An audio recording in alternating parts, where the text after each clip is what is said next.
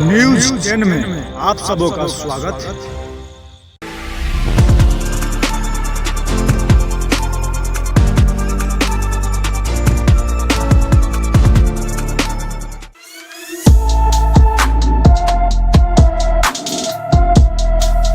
क्या आपने कभी सोचा है कि एक दिन आप अपने बच्चों की स्कूल की फीस क्रिप्टो से भरेंगे या किराने की दुकान से चीनी क्रिप्टो से खरीदेंगे? Well, let me tell you, ये सब पॉसिबल है। नमस्कार। क्या आप भी हर जगह bitcoin, crypto currency, digital wallet जैसे शब्द सुन सुन के थक चुके हैं मगर समझ नहीं पाए कि आखिर ये है क्या? डोंट वरी, मैं पलक यादव आपको बताऊंगी कि आखिर ये क्रिप्टो क्या है। जी के डिजिटल शो में हम बात करेंगे आज डिजिटल मनी की।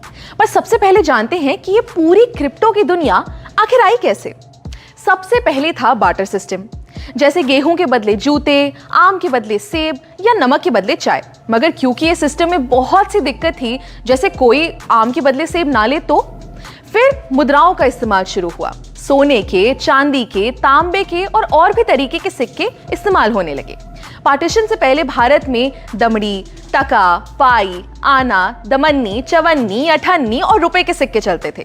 मगर सिक्कों के भारी वजन की वजह से उनको लेकर इधर उधर जाना बहुत मुश्किल होता था, इसलिए पेपर करेंसी यानी नोट आना शुरू हुए। अब नोटों का इतिहास तो हम जानते ही हैं। 10,000 के बड़े बड़े नोट से शुरू होकर जो वॉलेट में भी ना आए, नोट छोटे से छोटे होते गए और अब तो ज्यादातर लोग बिना पेपर करेंसी के ही चलते हैं।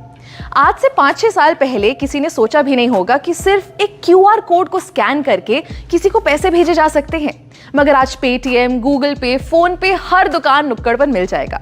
ऐसे ही मैं आपसे कहूं कि डिजिटल करेंसी की दुनिया दूर नहीं है तो शायद आप भी विश्वास नहीं करेंगे, मगर 2009 से ही ये पूरी दुनिया शुरू हो चुकी है।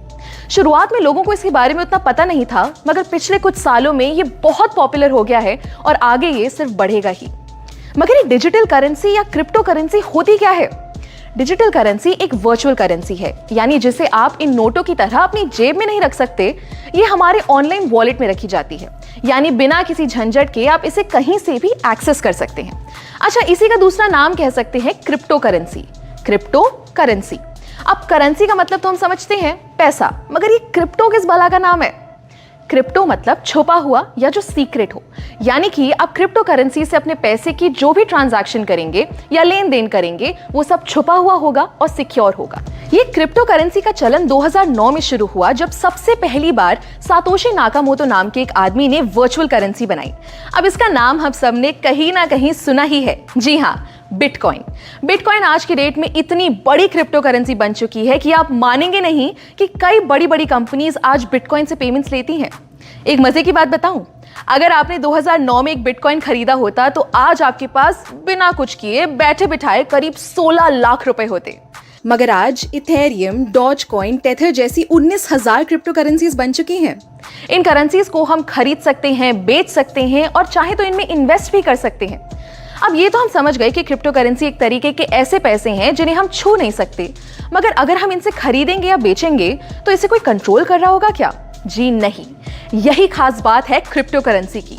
इसे कोई थर्ड पार्टी जैसे कोई बैंक या कोई सरकार कंट्रोल नहीं करती, यानी कि ये डिसेंट्रलाइज्ड होता है।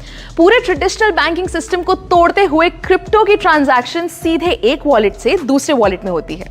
क्रिप्टो करेंसी को पहले उतनी मान्यता नहीं मिली थी। भारत जैसे कई देशों में इसका इस्तेमाल बैन था, मगर धीरे धीरे बहुत से देशों में ये लीगल हो चुका है। मार्च 2020 में भी इंडिया ने क्रिप्टो करेंसी से बैन हटा दिया।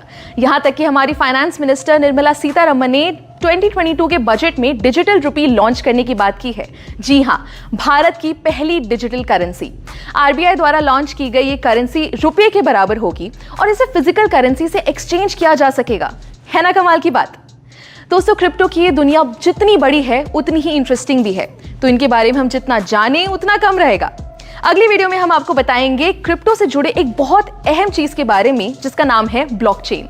तब तक के लिए स्टे ट्यून्ड और देखते रहिए जी न्यूज़ डिजिटल।